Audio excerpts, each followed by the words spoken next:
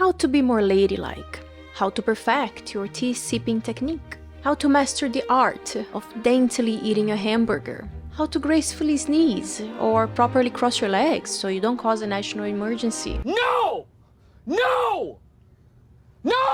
These are all very important, because becoming a more refined, elegant version of yourself is what every woman, girl, baby girl should strive for. What? You want to comfortably explore life without constantly worrying if you're being perceived as a confident, high-class woman? Unacceptable!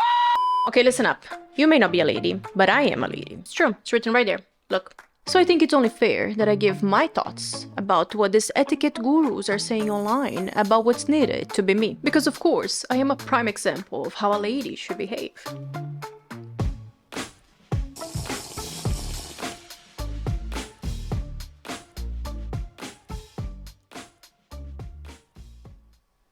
Oh, this? Ignore it.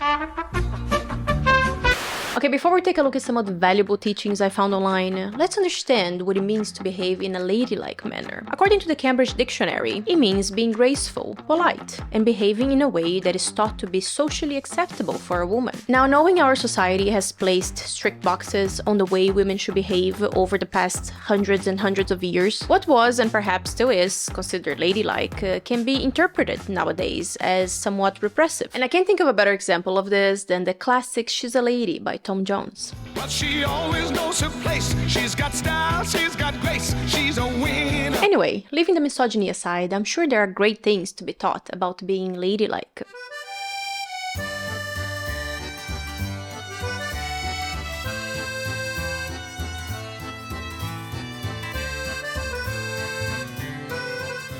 I don't understand why the two approaches are considered so different. Like, it's basically the same. I think as long as you're not eating it with your hands and chewing with your mouth open like a filthy little animal, then how the fork is placed on the delicate, fluffy, sumptuous surface of a beautifully crafted cake, then it should still be considered elegant, in my opinion. You see, it's only the attitude.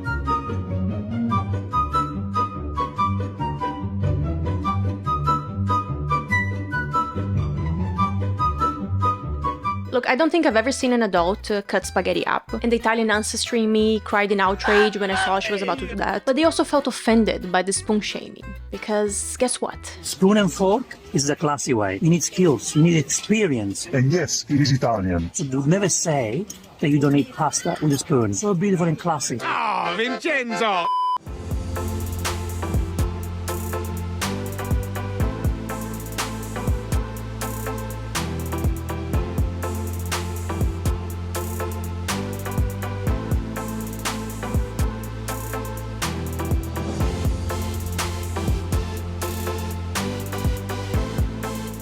Sure, use your expensive piece of communication equipment as a coaster if you have no other place to put your glass. But this lady has a massive, hard-to-miss pink bag. You can just put your phone in the bag and then transfer the glass to your left hand. Sorry, I forgot. Common sense is not a priority. Being confident and elegant is what you should always strive for, even if it means potentially getting wine on your phone.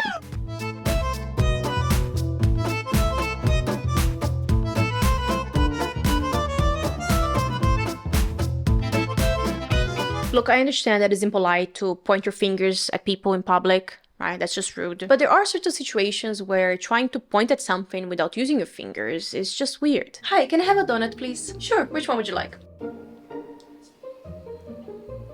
Do you want to shake hands with the donut? Oh no, I heard it's impolite to use your fingers to point, so I'm using my whole hand. I want that one. Yeah. On the left with extra sprinkles, please. I don't get paid enough for this. As someone who loves getting my nails done, I was curious to see what these ladylike gurus think of different manicure styles.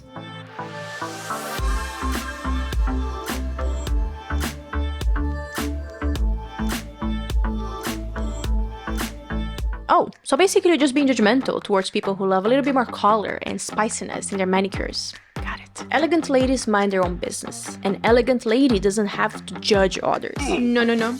Judging is a must. It's how we separate ourselves from unrefined commoners. Personality doesn't matter.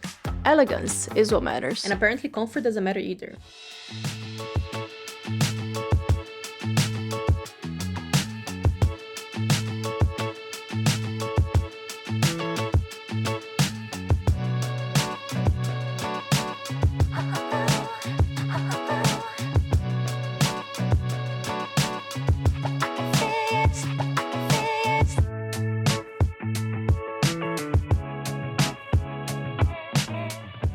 Listen, the airport is not the place to apply the beauty and class over comfort approach. But you also don't have to say fuck it to common sense and wear shitty ugly Crocs. What are you doing? What are you doing? I hate Crocs with all my heart. Ooh. I'm sure if you've ever traveled by plane, then you know that standing in lines, multiple lines, it's part of the process. Sure, you can check in online and bring only carry-on luggage with you to avoid the first line, but you still have to go to the security line, the boarding line, and maybe even the coffee shop line before boarding. Because you must buy an overpriced beverage at the airport and post it on Instagram. Oh, and trust me, there will be toilet lines. Because for some goddamn reason, everybody wants to use the bathroom before the plane lands. So imagine going through all of those lines, all the time standing on these. No high heels at the airport, please.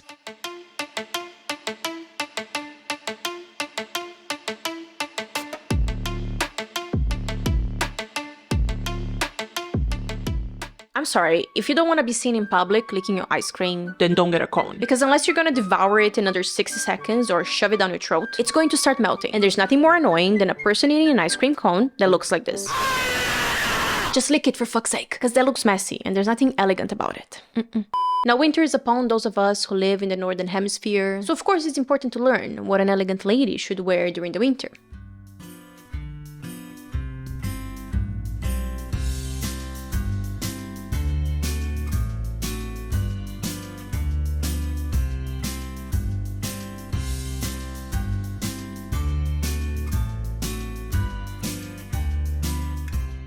Sure, let's completely ignore that even elegant ladies have different body types and skin undertones and color seasons, and so not all of those clothing items would look good on everybody. But again, it's not about what you want or what fits your lifestyle, it's about being a lady. But since most of these gurus are so judgmental towards people who don't want or can't afford to look like a lady, let me be petty and point out that spelling mistakes are not ladylike behavior. How dare you commit such atrocity? I understand that maybe these people are just trying to help, but we all have different interpretations of what being ladylike is, and honestly, these just come off as more judgmental than helpful. This just has a lot of holier-than-thou energy. Plus, as someone who is in favor of exploring different ways to live life in a world that wants you to conform, I say stay true to yourself. I think as long as you're being polite and not being a nuisance to other people with your presence, then do whatever you want. Unless you're cutting up spaghetti. Then you don't deserve the beautiful pasta and you should be kicked out of the restaurant. Thank you for the market. Alright, thank you so much for watching. I really appreciate you being here. Please ignore all those people who are telling you to be more ladylike if you don't want to be like that. And I'll see you in this video over here.